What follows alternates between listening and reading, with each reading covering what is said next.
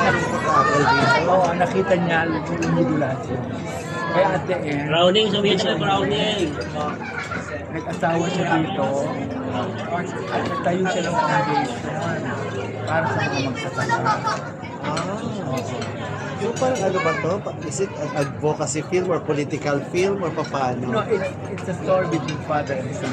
At the same time, tackling the political conditions, the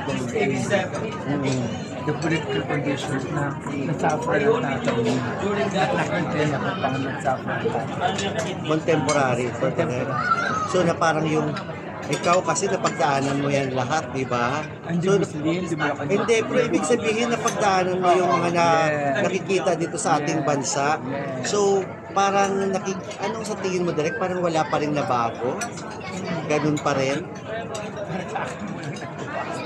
Pero mas lalo yata ang pinasama. Oo.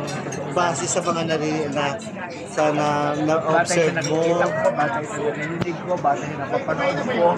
At ipis ko, parang mas masama ko kaysa dati. Dahil yung buto.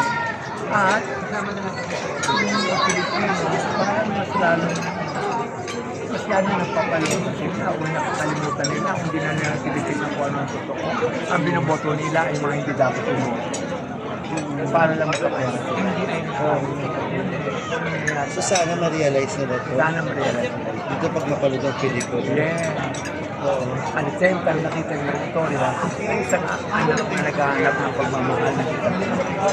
So sino ba ang may mga politikong matatamaan dito o paano? It's a very general. Kapag natamaan sila, siguro sila nga. Kung hindi naman, hindi wala. Nasasabi lang naman siya ng totoo ng mga nangyayari sa kapaligiran. Sa pamamagitan ni Allen at si